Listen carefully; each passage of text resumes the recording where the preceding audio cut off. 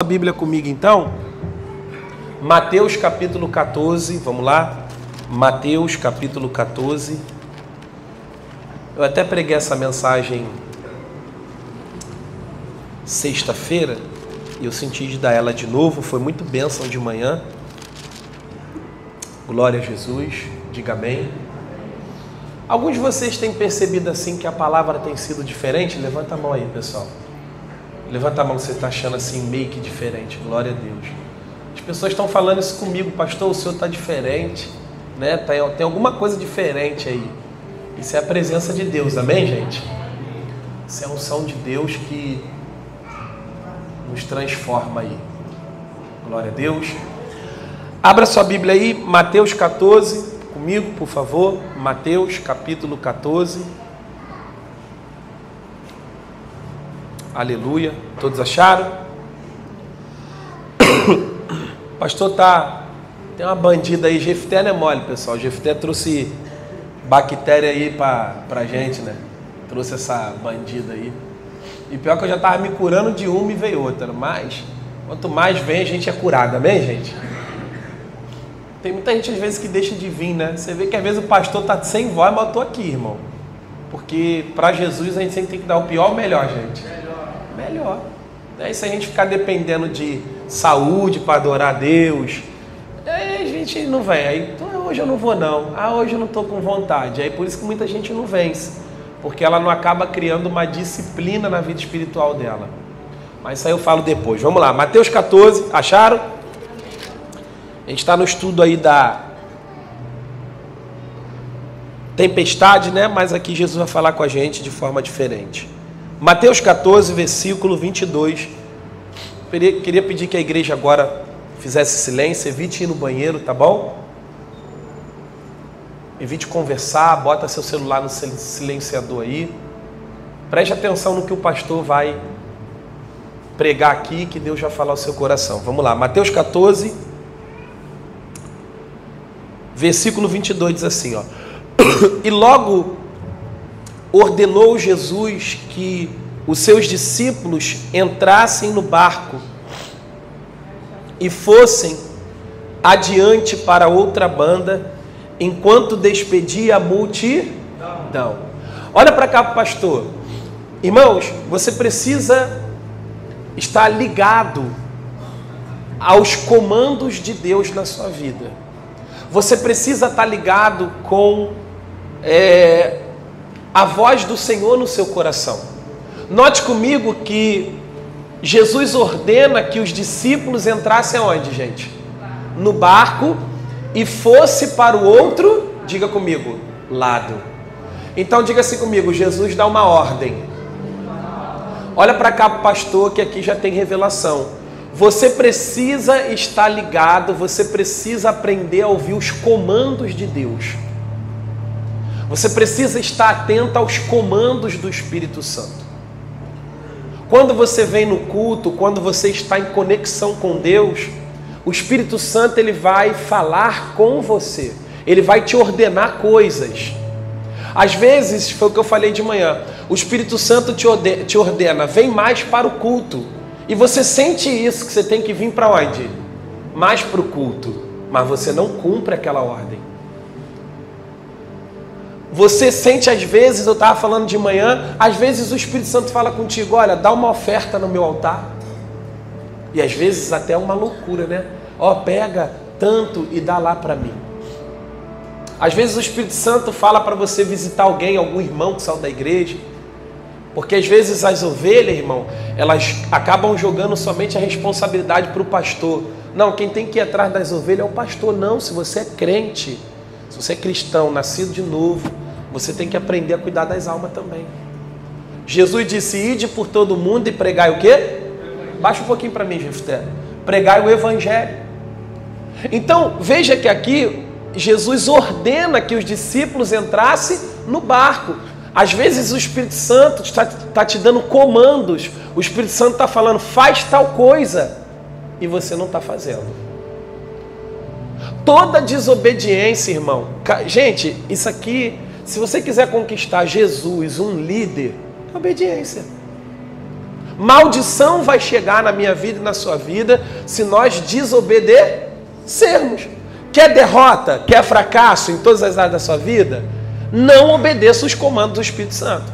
Abra comigo rapidinho em João capítulo 2. Vamos lá, um pouquinho na frente. João capítulo 2. Aleluia. Um pouquinho na frente aí. João capítulo 2. João capítulo 2. Todos acharam? Olha só o que ele diz aqui pra gente. João capítulo 2, versículo 1. E ao terceiro dia fizeram-se umas bodas em Caná da Galileia, e estava ali a mãe de Jesus. E foram também convidados Jesus e os seus discípulos para as bodas. E faltando vinho, diga comigo, faltando vinho, a mãe de Jesus lhe disse: não tem vinho. Disse-lhe Jesus: mulher, que tenho eu contigo? Ainda não é chegada a minha hora. Então olha para cá, aqui é um casamento em Caná da Galileia, e a alegria daquele casamento era o vinho. E aqui, como esse casal aqui não era de Deus, aqui era um vinho mesmo alcoolizado. Algumas pessoas dizem: não cai nessa cilada aí, tá, gente? Tem até pastor que prega isso. Jesus transformou água em vinho, alcoolizado? Não, não foi isso. O que estava aqui era alcoolizado, porque não foi Jesus que deu, foi os donos da festa. Jesus foi convidado para aquele casamento. Jesus era festeiro, tá, gente? Para quem não sabe, Jesus gostava de uma festa. Aonde tinha alma, Jesus estava. Diga amém. Que ele sempre ia para poder tentar ganhar alguém para Jesus.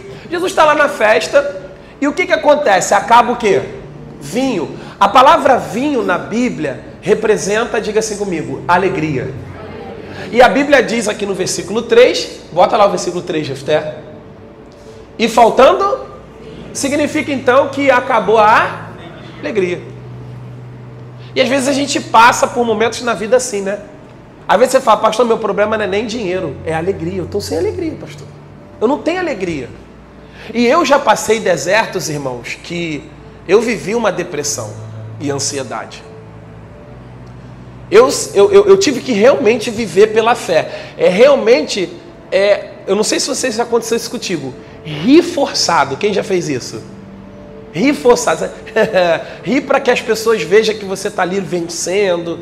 Mas não tinha aquela o que? A alegria. Há pessoas assim que tem tudo, mas não tem o quê? A alegria. Porque presta atenção, irmão. Somente Jesus pode te dar a verdadeira alegria. E Jesus não te dá uma alegria momentânea. Pastor, eu fui ali, fiz um sexo, fui ali, bebi vinho. Fui ali, pastor, peguei uma mulher, fui ali, peguei um homem. Fui ali, pastor, ganhei dinheiro. Isso não resolve, isso é uma alegria momentânea. Acaba o vinho e a mãe de Jesus vem cobrar Jesus para que ele fizesse alguma coisa. Ela disse assim para Jesus: Jesus, acabou o vinho. Aí Jesus diz assim: mulher, o que tenho eu contigo? Ainda não é chegada a minha hora. Olha para cá, gente. Às vezes nós estamos vivendo sim o tempo de Deus, mas algo não acontece na nossa vida por falta de obediência. A falta de obediência, diga assim comigo, a mídia pode até anotar, que isso aí vem do céu, ó. Diga: a falta de obediência, fala assim, vai adiar minhas vitórias. Se você não obedecer os comandos que o Espírito Santo fala contigo e comigo,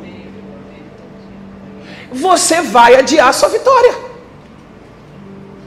É a mesma coisa, gente. Deixa eu te dar um exemplo aqui, não quero ser taxativo, mas é o exemplo que Deus me dá. Você está lá fazendo dieta. Se eu fizer dieta todos os dias, mais magrinho, mais rápido eu vou. Mas se eu dar aquelas quebradas, né, as refeições livres, hoje eu não estou afim de dieta, como? Uma hora eu vou emagrecer? Diga, vou. Mas eu estou adiando o quê? Processo. A nossa desobediência, diga assim comigo, a minha desobediência adia o meu milagre. O meu milagre. Eu me lembro de um caso que aconteceu, Deus está mandando eu falar aqui, entre eu e a Ingrid, a minha cunhada, ela está lá. Estou no banheiro, olha só os comandos, o que é os comandos do Espírito. Estou tomando banho. Irmão, quando você está ligado com Deus, Deus te pega onde quiser, amém? Eu estou tomando banho, daqui a pouco eu comecei a falar em língua, xarabacana. E eu senti no Espírito Santo tomando banho, porque onde eu vou, irmão? Eu estou ligado com Jesus. Daqui a pouco o Espírito Santo começou a me dar visão, eu comecei a falar em línguas e comecei a interpretar minhas línguas. Isso aqui é intimidade, irmão. E o Espírito Santo me mostrou a Ingrid, minha cunhada, de carro, e ela ia bater num caminhão, e ela ia morrer no caminhão. E o Espírito Santo falou assim, vai lá, arabacanta, arabacebe, é só de falar eu já sinto, irmão. Vai lá, diga para ela que vai acontecer isso, isso, isso. Fizeram um trabalho de macumba para ela, para destruir a vida dela. E diga para ela dar R$1.000. Olha só, irmão. Aí você, não sei como é que você pode entender. Você vai me chamar de falso profeta, o problema é teu. E fala para ela assim, manda ela fazer um voto de R$1.000 no altar. Eu falei, meu Deus, agora você não pegou. Como é que eu vou falar isso para ela, Senhor? Como é que eu vou mandar minha cunhada? Irmão, foi uma briga eu e Deus ali. Porque você pensa que ser profeta é fácil. Tu pensa que ser profeta é fácil. Ser homem de Deus não é fácil, não. Às vezes Deus dá comandos, fala assim, meio louco, fala, meio louco. Deus dá comandos meio louco. Manda ela fazer um voto de R$1.000. Porque eu vou quebrar esse trabalho, eu vou quebrar tudo na vida dela. Eu falei, Espírito Santo, por favor, é o Senhor que está falando isso comigo ou é a minha carne? O Espírito Santo falou, pode ir. Irmão, eu vinha, eu falando com a Yasmin estava trabalhando no banco ainda, Itaú, falei, Yasmin, Deus mandou isso, e o mundo espiritual está agitado, e Deus mandou entregar um recado para a Ingrid, e Deus mandou fazer isso, fica ligado aí. E eu fui. Você lembra disso, Ingrid? Graças a Deus, irmão, na mesma hora a Ingrid creu, porque ela sabe a vida que eu levo no altar, minha cunhada, ela sabe que eu sou homem de Deus, no brinco, e jamais vai querer o dinheiro dela, porque até porque não foi para mim, ela deu no altar. Graças a Deus ela obedeceu. E Deus deu livramento. E naquele dia o demônio manifestou, que Deus falou comigo, o demônio vai manifestar, o demônio manifestou do nosso lado e falou tudo, não foi, Ingrid? Tudo que Deus tinha me revelado dentro do banheiro, Deus falou, pode ir que eu vou confirmar tudo, e o demônio vai manifestar e vai confirmar, e eles vão ver que você é homem de Deus e que eu estou falando. E o demônio manifestou, a Ingrid viu tudo, ela, meu Deus, e sabe quanto, olha, você fala assim, caraca, mas Deus pediu R$1.000 para ela. Deus sabe, fala assim pro seu irmão, Deus sabe tratar da gente. É por isso que eu não julgo ninguém, irmão, é por isso que eu não fico julgando igreja. Eu até falei de manhã o seguinte, pastor, quem tem igrejas aí, que o pastor lá, quem pode dar o carro aqui, quem pode dar a casa. Jesus fez isso, irmão. Pastor, Jesus fez isso, fez. Você lembra da passagem de Lucas capítulo 18? Do jovem rico, o jovem rico chega para Jesus e diz assim, o que eu tenho que fazer para herdar a vida eterna? Jesus disse para ele, sabes os mandamentos? Se puder coloca aí, Jefté, Lucas 18. Ele disse, isso aí eu observo desde a minha juventude, desde criança, não mato, não roubo, não trai. Jesus falou para ele assim, ele era rico, Jesus falou para ele, então beleza, ainda te falta uma coisa, vende tudo que você tem e dá para quem? Para os pobres, e vem e me segue, você vai ter um tesouro no céu. A Bíblia diz que aquele jovem saiu da igreja como, gente?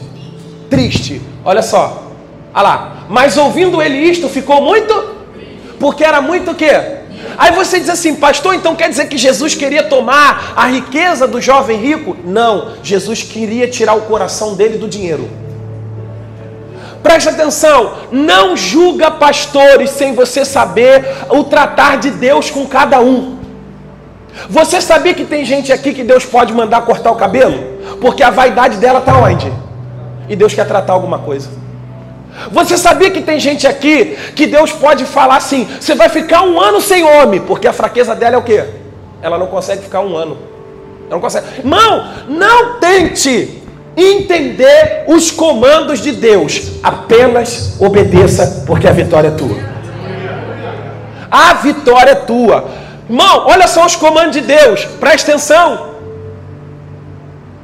É claro, deixa eu abrir um parênteses aqui, que a gente sabe que tem muito canalha no altar, não tem também, gente? Não tem os canalha da fé? Tem, os comerciantes da fé. Deixa esses caras com Deus. Eu falei de manhã, esses caras, o próprio Deus vai destruir os falsos profetas. Você não precisa se preocupar em ser um juiz da igreja, porque Apocalipse diz que Jesus vai soprar o falso Cristo. Quem vai destruir o falso profeta não é o pastor, não é a igreja, é o próprio.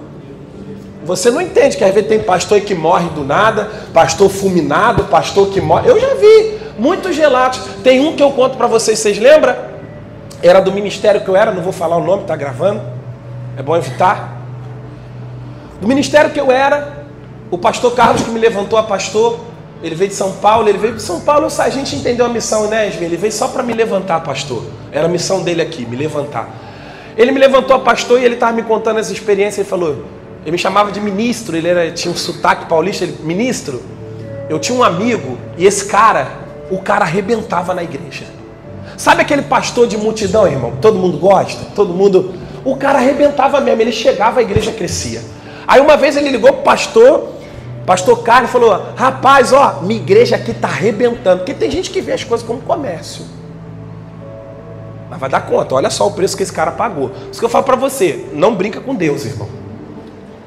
O dia que eu não tiver mais apto para estar aqui, eu chego para vocês e falo, gente, olha, para mim não dá mais. Eu conheço o altar, eu conheço o Deus do altar. Para mim não dá mais, não tenho condições de ser pastor. Vou deixar com a pastora e ela vai cuidar de mim, porque eu não estou apto mais para ser pastor. Ele não, o cara levou a igreja nas costas. E olha só, rapaz, vem para cá, minha igreja está enchendo aqui, eu estou arrebentando, está dando X, olha só, irmão. Um dia esse pastor... Só que esse pastor roubava, esse pastor vivia na prostituição. Um dia falaram que eles foram fazer um passeio na cachoeira. O pastor era o último, esse cara. Ele era o último. Ele andando na cachoeira, todo mundo tinha, os membros, as ovelhas. Ele era o último. A água sugou ele, gente. O pastor sumiu dentro da carro. Fala assim pro seu irmão, não brinca com Deus. Não brinca com a... Por isso que às vezes você fala, pô, parece que aqui na igreja só o pastor Diego prega, ele não dá oportunidade. Não adianta eu te dar oportunidade a você de qualquer maneira. O altar não é show. Aqui não é que a gente vai cantar Zezé de Camargo e Luciano.